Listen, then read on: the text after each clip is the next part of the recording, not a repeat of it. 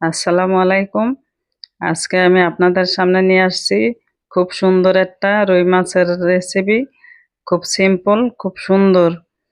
তার জন্য আমি নিয়েছি 500 গ্রাম রুই মাছ।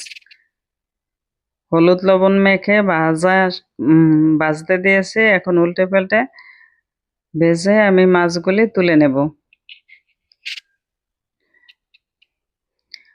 মাছগুলি ভেজে নিচ্ছি সুন্দর করে। আপনারা ভিডিওটা দেখতে থাকুন, যদি ভালো লাগে তা আপনারা এভাবে রান্না করে খেয়ে দেখতে পারেন। 2 টেবিল চামচ তেল দিলাম, 1 কাপ পরিমাণ পেঁয়াজ কুচি দিলাম, 1 চা চামচ রসুন বাটা দিলাম।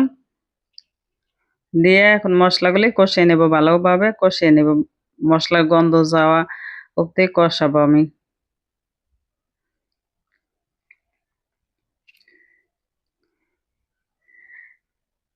এক চামচ লবণ দিয়ে দিলাম।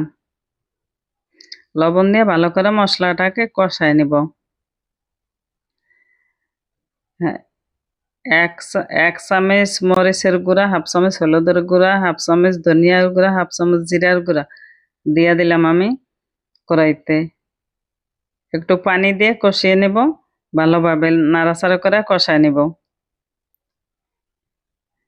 হ্যাঁ, ভালোভাবে কষিয়ে নিচ্ছি।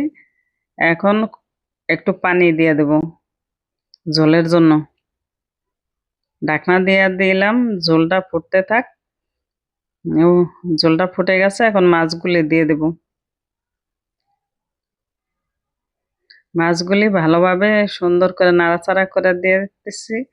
এখন ঢাকনাটা উঠায় 5-6টা কাঁচামরিচ দিয়ে দিলাম।